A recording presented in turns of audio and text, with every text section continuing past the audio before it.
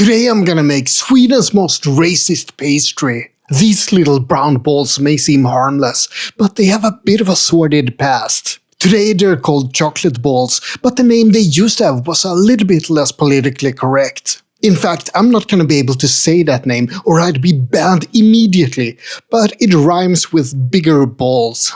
And that's not a name that people used in the 1940s or the 1950s, or, well, yeah, they did use that name back then, but they kept using that name well into the 2000s. And these balls even have a special day of their own. May 11 is the chocolate ball day in Sweden, when kids and adults alike stuff their faces full of these treats. But they also enjoy them on all other days. People all over Sweden love stuffing their mouths full of balls. I'm the Swedish Kock, and today I'm gonna show you how to make chocolate balls so you too can have a mouth full of balls.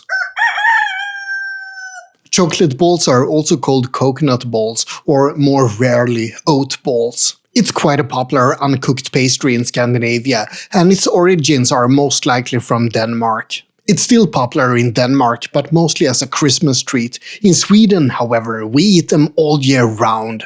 As I mentioned, these balls also have a different name.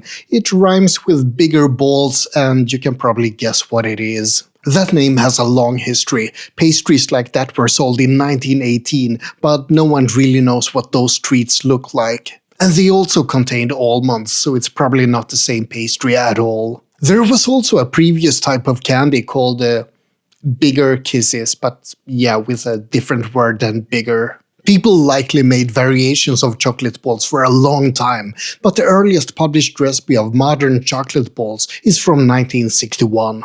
Technically, there was a published recipe from 1950, but that was a sent-in recipe to a newspaper. But of course, back then they weren't called chocolate balls, they were called N-balls instead.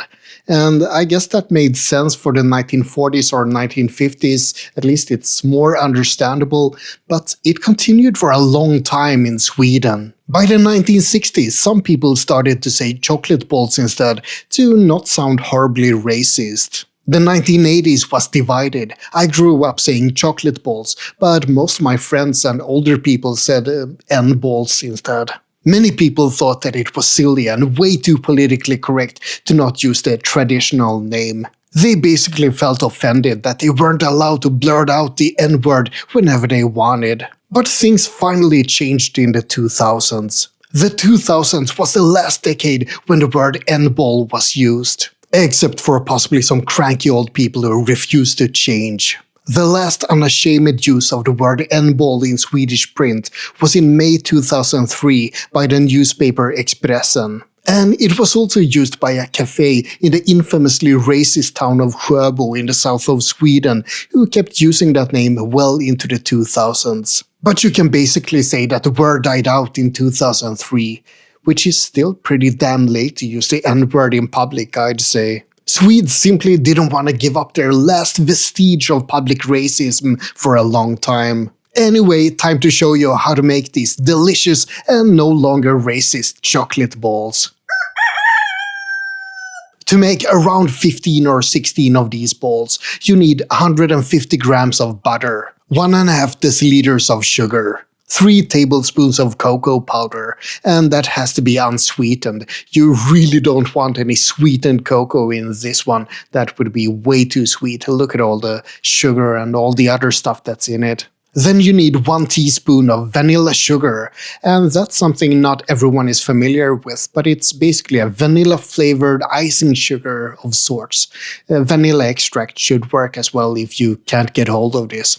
2 tablespoons of coffee, and by that I mean the finished coffee, of course, not like 2 tablespoons of instant coffee.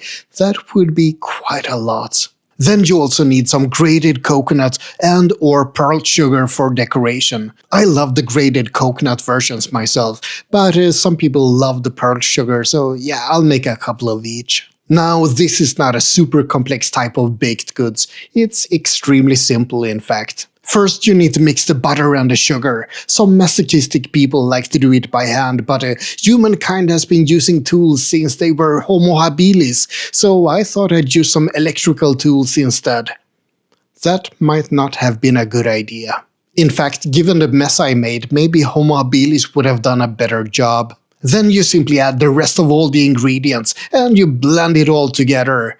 This isn't really much of a cooking instruction because it's just that simple. Kids do this all the time. Make sure you mix it really well so you don't end up with chunks of butter in the middle later. This is really quick and simple, and it's basically foolproof.